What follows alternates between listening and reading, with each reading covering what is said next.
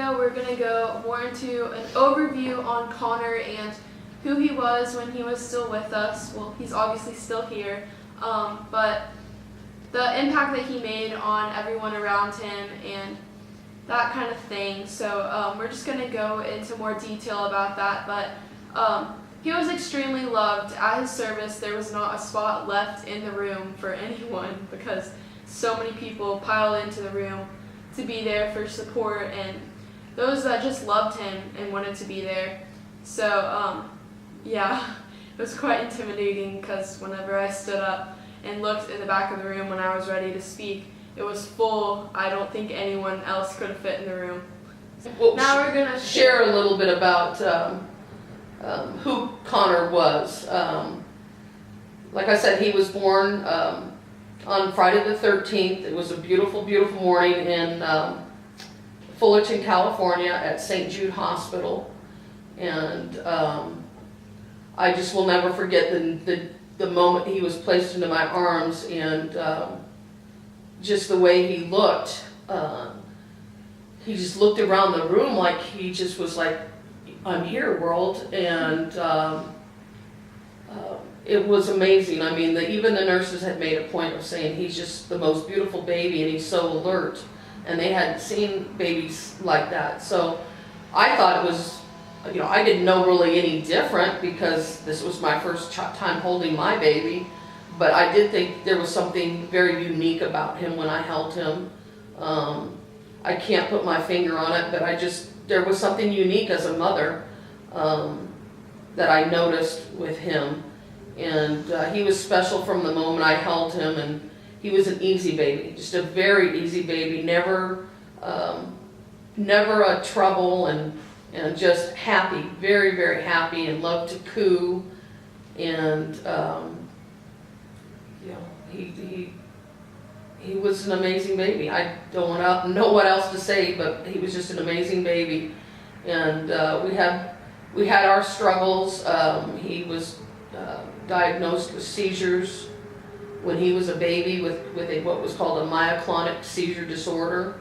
And we discovered the seizures at about a year old. He would, I would notice him kind of having almost that stare, when you're daydreaming.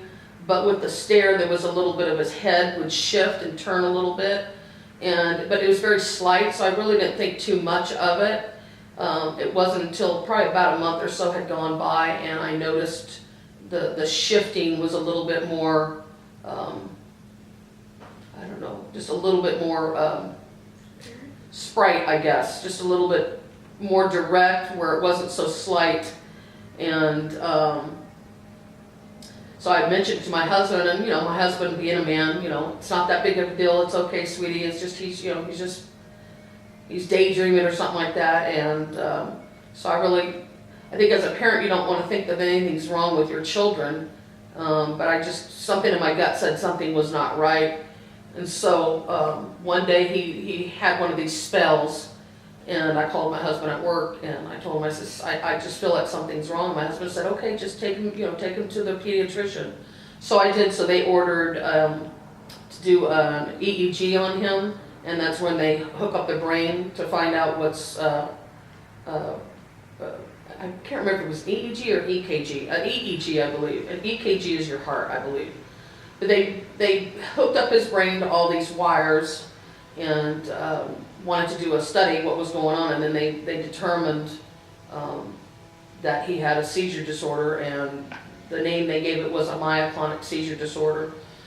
So initially they put him on all kinds of meds to try to figure out what we could do to get rid of these seizures, and he was on anything from Dilantin to phenobarbital, Tegretol, you name it. I mean, just almost like he was in a lab and a rat, and they were testing him out to see what would work. And the poor kid was just so doped up. And me being a first-time parent, I really didn't know what to expect, or I don't know. I was just very naive, and so I just kind of went along with whatever the doctors and the neurologist had to say, and just was not very wise when it came to that, the medical terms and stuff like that. So I trusted these doctors, and we went to probably half a dozen neurologists, and they all pretty much told us the same thing, that this is what he's got, and just kind of get over it and work through it. And as a parent, you're scared out of your mind, because you're thinking, is this going to be my child's life?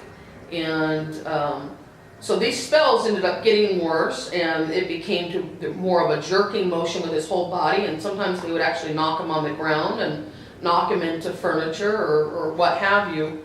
And this went on for almost a year, and it was, we ended up doing 3-day studies at Long Beach Memorial Hospital, and going in and out of different neurologists, trying different medicines and medications, and it was really a nightmare. And it wasn't until we ordered, actually, let's skip back. I had one of our doctors tell us, he wanted to call a meeting with my husband and I, and this was our pediatrician. And he said, listen, I've talked to all, these different neurologists who've seen you, and, they're all in agreement with me that there's nothing that can be done for your son. Okay, you need to accept that he's not well, and that he's probably never going to get well, and that probably by the time he's, 5 years old, he's going to be in a vegetative state. And me being the mother lioness that I am, I was like, oh, hell no. And I think I looked at him and said to him, do you have children? And he said yes. And I said, don't sit here and tell me that if someone was telling you this about your child, that you wouldn't do everything in your power to try to get them help, and to not have their outcome be being in a vegetative state.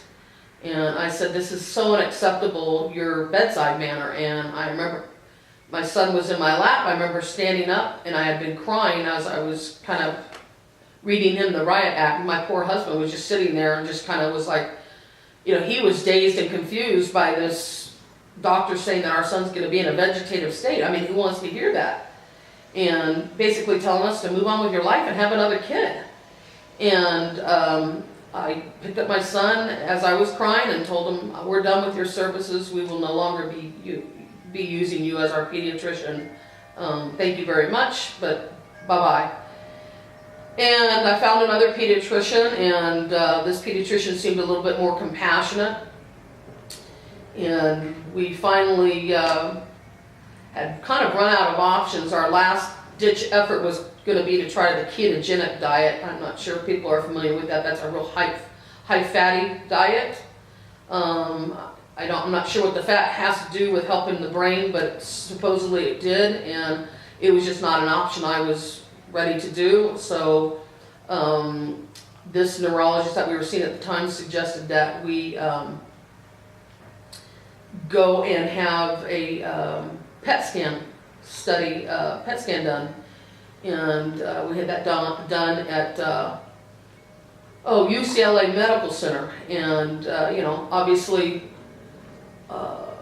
Connor had, at this time Connor was probably about 2 years old. He had to be put in a chamber, so he needed to be still. So they had to put him in a straitjacket and obviously dope him up and put him under, so he could, go through this chamber and be still, so they could get a study done on his brain. And they did.